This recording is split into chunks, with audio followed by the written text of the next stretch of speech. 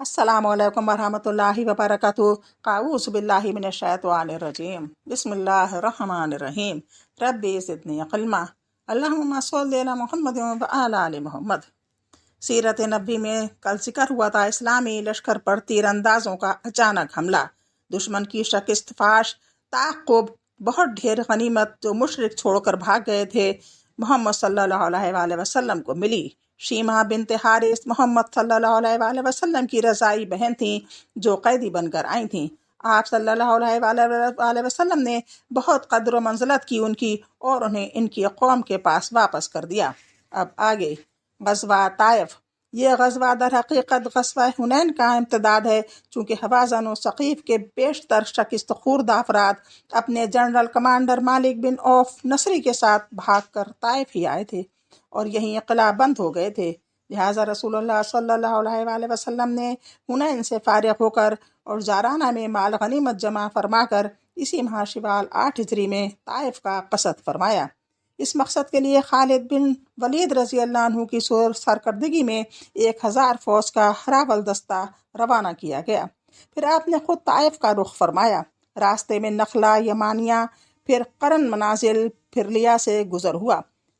लिया में मालिक बिन औफ का एक किला था, आपने इसे मुनहदम करवा दिया। फिर सफ़र जारी रखते हुए ताइफ पहुँचे और किला ताइफ के करीब खीमाजन होकर इसका मुहासरा कर लिया। मुहासरा ने कदरे तूल पकड़ा, चुनाचे सही मुस्लिम में हज़रत अनस रज़ी अल्लाह अन्हु की रिवायत है कि ये 40 दिन तक जारी रहा। अहले सैर में से बाज़ ने इसकी मुद्दत 20 दिन बताई है, बाज़ ने 10 दिन से ज़्यादा, बाज़ ने 18 दिन और बाज़ ने 15 दिन। दौरान मुहासरा दोनों तरफ से तीरंदाजी और पत्थरबाजी के वाक़यात भी पेश आते रहे, बल्कि पहल जब मुसलमानों ने मुहासरा किया तो किले के अंदर से इन पर इस शिद्दत से तीरंदाजी की गई कि मालूम होता था टिड्डी दल छाया हुआ है। इससे मुतअद्दिद मुसलमान जख्मी हो गए, 12 शहीद हुए और इन्हें अपना कैंप उठाकर मौजूदा मस्जिद ताइफ के पास ले जाना पड़ा। रसूलुल्लाह सल्लल्लाहु अलैहि वसल्लम ने इस सूरत हाल से निपटने के लिए अहले ताइफ पर मंजीने नसब की और मुतअद्दिद गोले फेंके, जिससे किले की दीवार में शगाफ पड़ गया और मुसलमानों की एक जमात दबाबा के अंदर घुसकर आग लगाने के लिए दीवार तक पहुंच गई। लेकिन दुश्मन ने इस पर लोहे के जलते टुकड़े फेंके, जिससे मजबूर होकर मुसलमान दबाबा के नीचे से बाहर निकल आए। मगर बाहर निकले तो दुश्मन ने इन पर तीरों की बारिश कर दी, जिससे बाज़ मुसलमान शहीद हो गए।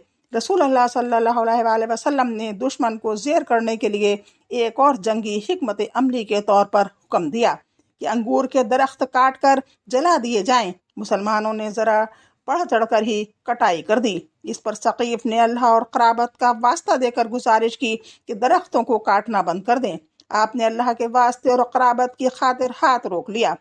दौरान मुहासरा रसूलुल्लाह सल्लल्लाहु अलैहि वसल्लम के मनादी ने ऐलान किया, जो ग़ुलाम किला से उतरकर हमारे पास आ जाए वो आज़ाद है। इस ऐलान पर 30 आदमी किले से निकलकर मुसलमानों में आ शामिल हुए। इन्हीं में हज़रत अबू बकर रज़ी अल्लाह अन्हु भी थे। वो किला के दीवार पर चढ़कर एक चरखी या घरारी की मदद से, जिनके जरिए रेहट से पानी खींचा जाता है, लटक कर नीचे आए थे। चूँकि घरारी को अरबी में बकरा कहते हैं, इसलिए रसूलुल्लाह सल्लल्लाहु अलैहि वसल्लम ने इनकी कीनियत अबू बकरा रख दी। इन सब गुलामों को रसूलुल्लाह सल्लल्लाहु अलैहि वसल्लम ने आज़ाद कर दिया और हर एक को एक एक मुसलमान के हवाले कर दिया कि इसे सामान बिहम पहुँचाएं।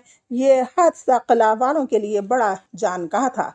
जब मुहासरा तूल पकड़ गया और किला काबू में ना आता नजर न आया और मुसलमानों पर तीरों की बारिश और गर्म लोहों के जद पड़ी, और इधर अहले किला ने साल भर का सामान खुदरू नौतन भी जमा कर लिया था, यानी इधर अहले किला ने साल भर का खाने पीने का सामान भी जमा कर लिया था। तो रसूलुल्लाह सल्लल्लाहु अलैहि वसल्लम ने नौफन बिन मुआविया दिली से मशवरा तलब किया। इसने कहा, लोमड़ी अपने भिड़ में घुस गई है, अगर आप इस पर डटे रहे तो पकड़ लेंगे और अगर छोड़कर चले गए तो वो आपका कुछ न बिगाड़ सकती।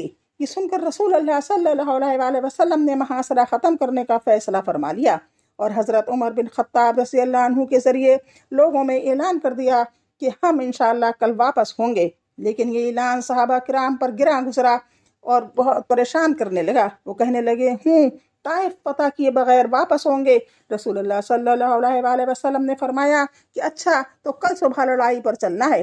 چنانچہ دوسرے دن لوگ لڑائی پر گئے، لیکن چوٹ کھانے کے سوا کچھ حاصل نہ ہوا۔ تو اس کے بعد آپ نے پھر فرمایا کہ ہم انشاءاللہ کل واپس ہوں گے۔ اس پر لوگوں میں خوشی کی لہر دوڑ گئی اور انہوں نے بے چون و چرا رخت سفر باندھنا شروع کر دیا۔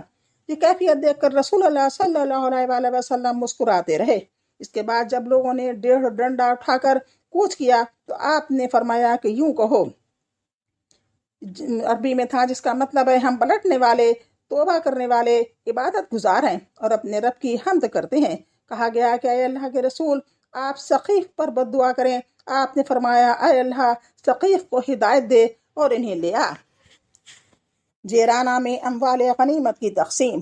رسول اللہ صلی اللہ علیہ وآلہ وسلم طائف سے محاصرہ ختم کر کے واپس آئے تو جیرانہ میں کئی روز مال غنیمت تقسیم کیے بغیر ٹھہرے رہے۔ اس تاخیر کا مقصد یہ تھا کہ حوازن کا وفد طائب ہو کر آپ کی خدمت میں آ جائے تو اس نے جو کچھ کھویا ہے سب لے جائے۔ لیکن تاخیر کے باوجود جب آپ کے پاس کوئی نہ آیا تو آپ نے مال کی تقسیم شروع کر دی تاکہ قبائل کے روسا اور مکہ کے اشراف جو اچک اچک کر تاک رہے تھے ان کی زبان خاموش ہو جائے۔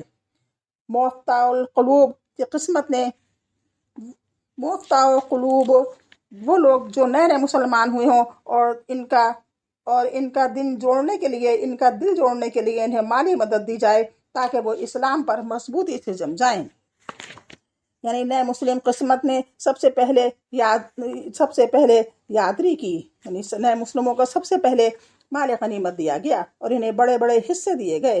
ابو سفیان بن حرب کو 40 اویقیہ کچھ کم 6 کلو چاندی اور 100 اونٹ عطا کیے گئے۔ اس نے کہا میرا بیٹا یزید، آپ نے اتنا ہی یزید کو بھی دیا۔ اس نے کہا اور میرا بیٹا معاویہ، آپ نے اتنا ہی معاویہ کو بھی دیا۔